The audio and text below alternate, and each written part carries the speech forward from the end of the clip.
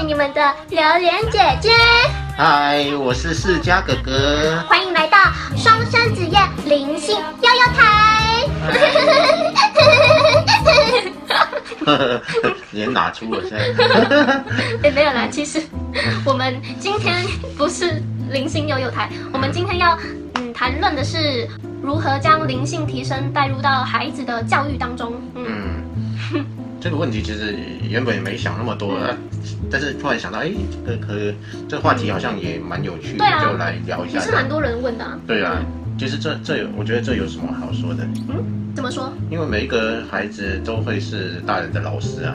哦，是吗？对啊，因为如果灵性是从复杂回归单纯的一个过程，那孩子就自然比我们更单纯，所以。他灵性就比我们还高啊！怎么会是我们告诉他灵性的学习？应该是他反过来教育我们才对啊！你说的很有道理哦。其实真的啊，就孩子很开心在那里玩耍，或者很安静在看着窗外，或者做一件很单纯的事情的时候，他是在教导我们说，我们不应该再想那些复杂的事情，应该把我们的思想放下来，然后不要想那么复杂的事情，然后像他们一样很单纯的去感受这个世界，是他在引导我们，不是我们在引导他们。因为他们比我们还灵性啊。可是不一定吧，有一些小孩他可能出生天生会不会有灵性比较没有那么高的，就是可能很容易生气啊，很容易哭啊，然后吃醋啊、嫉妒啊等等等等。这些其实也有可能啊，也有可能。但是这些也不代表他灵性不高啊，也不代表，就是代表只是他展现了一些他已经决定展现的一些过去的习惯，只是这样。也不是说这样就灵性不高啊，应该不是举例那些，应该是他可能天生就有破坏性，就想要拿刀刺人啊，或甚至想要虐待动物啊，杀死动物啊、昆虫啊等等等，天生没有人教他，他就自己想这么做，然后看那些生物死了就好好玩哦。那这时候我们就应该给予一些说明引导，就告诉他说，生命也是会痛苦的，你去伤害他，他也会痛苦这样。那如果他就是不听呢？我才不理你嘞。就是我们没有要他听，我们就引导他去玩别的了，不要玩那个。引导他玩别的。对呀，对呀。小朋友就很单纯，其实他最重要的就是玩，而不是学习。我们大人总是塞东西啊，学啊，拼命学。你一定要这样子，你不能这样，不对，你要去学这个啊，你要去做这个。妈妈是为你好，妈妈是为了你的将来着想。你不要，我是为了你好你现在是怎样？怎么还敢跟我顶嘴？我不管了，你就要去做啦！我不管了，不然你就不是我女儿啦。你学的好像，你是不是有这样的经验？还好啦，不是那一类的。每个人都应该都会遇过吧？几乎很多人。很多人都遇过了。对啊。应该这么说。我们今天所要说的是，一般的家庭会让小朋友走进去社会的这种机制，然后让他学习到一些人生的规范什么，然后小朋友会被带进去。不是高脉轮的一个状态，不是去开发它属于爱啊，属于表达，然后属于灵感啊，甚至属于更高的一种很单纯的存在状态啊，不是这些脉轮，而是把它教育成哇，你要学着如何，然后一直把东西塞给他，然后他就觉得很烦。对啊，觉得这些跟我有什么关系？为什么我来这里要学这些？小朋友是一个很重要的时期啊，就是当然我们。社会没办法，已经有一个基本的教育，我们必须把他送到学校去上学。那我们已经把他送到学校去上学，我们就不应该再给他强加太多这些信念式的东西，我们反而要开发他一些原本就具有的能力，比如说超感知觉，比如说灵感，比如说他对气感的感知，这些东西，甚至他第三眼。一定是比我们更开启的，就是他还没有被钙化以前，他其实是处于一种活跃的状态。这时候我们怎么去激发他，能够更加运用他的原本的具有的能力，不要让他封闭起来。我觉得这些是比较正面的，也就是如何把灵性带入小朋友的生活里面可以做的这样。那所以到底要怎么把灵性带入孩子的教育中？我觉得有一个蛮重要的一个基础就是。小朋友他去学校学，一定会把生命看得越来越真实，然后觉得一切的东西都我是来学习这些东西，然后学到这些东西是真的这样。那我们要做的反而是反其道而行，就是让小朋友不要觉得世界是太真实的，世界就是个游乐场。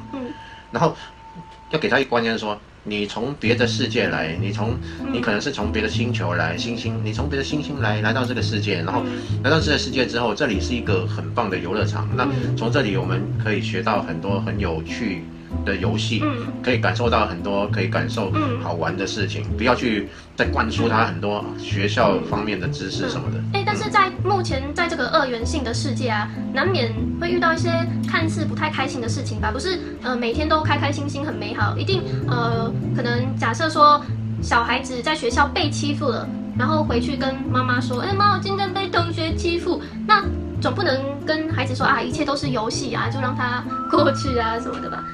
当然可以啊。可以吗？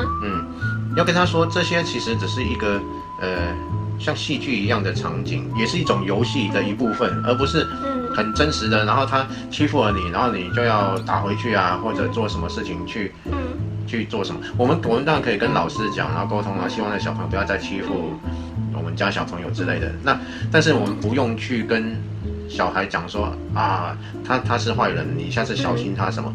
我们因为知道了显化法则，我们对小孩的教育方式就是尽量让他去显化他所想要的，而不是去进入被受限的一个控制里面。但是会不会因为每个灵魂不同嘛？会不会这不适用每一个灵魂？可能每一个小孩灵魂他的悟性不同啊，能理解领悟到的不同。其实不会，每一个小孩基本上都是很爱玩的。基本上都是好奇的，这些就是小孩的天性，然后小朋友也是单纯的，这些都是他的天性，这些天性本来就是跟灵性是吻合的。对啊，所以其实我们想说我们要教育小孩，但是其实我们如何去教育他？他比我们更灵性，我们要如何教育他？我们是要去启发他，而不是去教育他。让我想到一件事情，会不会只是反过来而已啊？一般父母亲都教育小孩说，你要好好读书啊，你要读数学啊，你不读不行，你给我去读安亲班，不行，你一定要给我考上好成绩，考到好大学，不行，你要去做去，这是规定，你要听爸妈的话。那有一些说啊，我想要把灵性带入孩子的教育中，搞不好只是反过来，可能就变成说，妈妈是为你好啊，快喝了这个符水，这个符水是有加持过的，喝下去，你每天都要照3餐喝来带去学校，不行，来每天念这个咒语，来一定要念，你不要管学校那些东西吼，那些都不要学，那些都不好，给他背下来，把经文背起来，然后你应该必须要把这个金刚经全部都背起来，来下礼拜妈妈会考你哦，所以你要好好背哦，知道吗？这样就跟灵性完全不是同一个方向。我想到的，会不会反过来？对啊，也有可能觉得这样是灵性的，然后就把一些强加在他身上，叫他去背啊，去喝符水，来喝符水，喝完符水就要有符水。吃妈妈做的魔法药。应该是说我们不是去教他，我们是要去启发他，我们是要跟他玩。比如说，你可以去跟他玩说，我们跟他玩扑克牌啊，然后教他猜那张是什么牌，然后猜10次里面有1次猜中了就有奖励啊，这样，然后开发他的感运啊，然后他不知道，你就跟他说，不是用想的，而是用感觉。你直觉，你觉得它是什么？你脑袋里面是不是能浮现它是什么？让他觉得，原来是脑海里面是有可能浮现那张牌是什么，他就会去尝试看看，是不是能浮现出它的样子？这样，这个才是启发，而不是去强加什么给他，叫他背什么，喝什么。这个我做过，真的有成功过，然后好像连续成功2次。对，但后面就怕的就没有成功的，就真的猜中了。因为小朋友不会有这种成功失败的心嘛，他比较不会，他只是很单纯去做这件事。那我们会觉得说，如果万一不成功，我们会有成功失败的想法。小朋友就玩，他比较不会。那这样的启发就很有作用。那这种方式是一种，但其实所有方式都是按照这个模式去运作啊。比如说，晚上关了灯说，你看到什么啊？你有没有看到一些光影啊？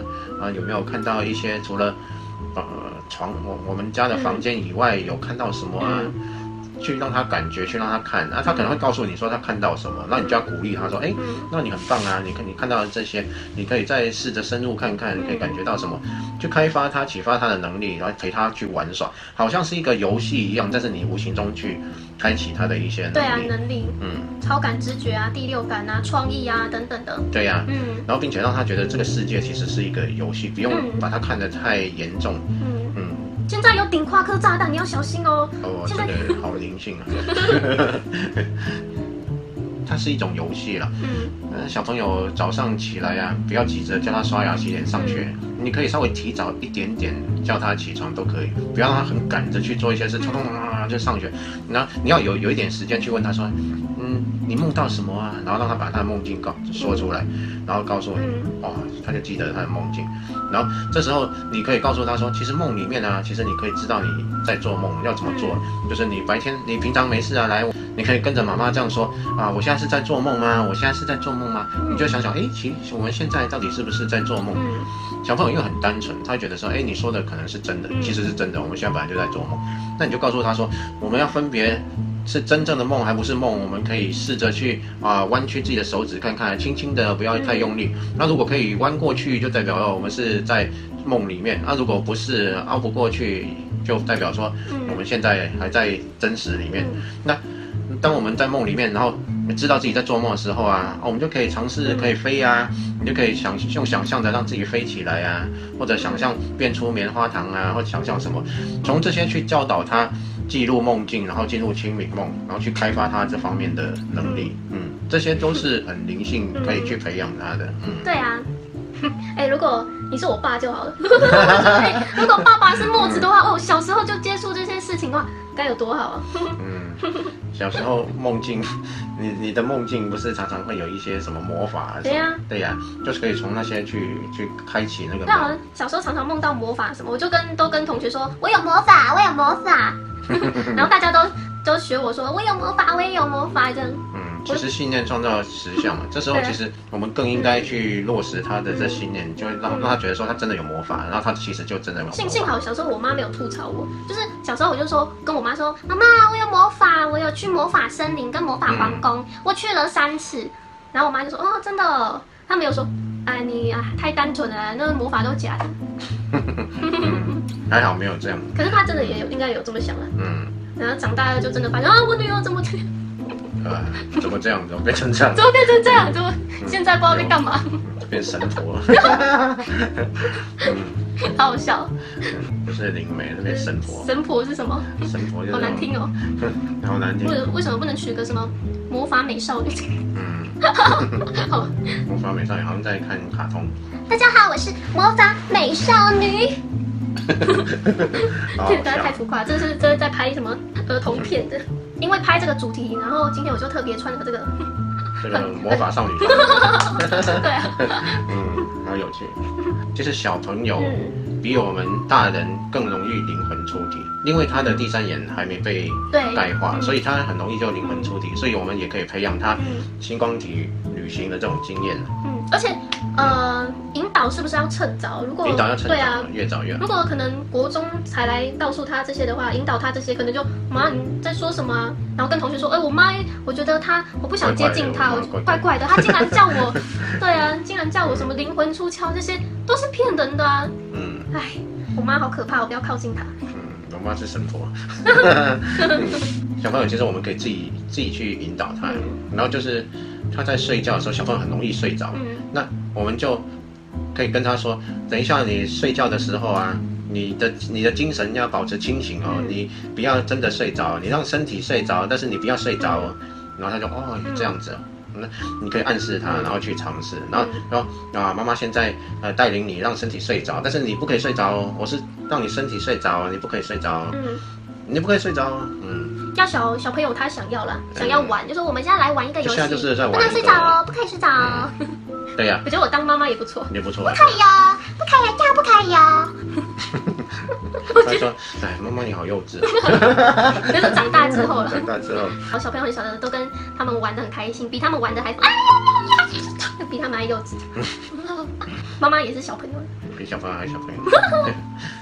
所以要暗示他灵魂出体，我们可以带领他让全身睡着。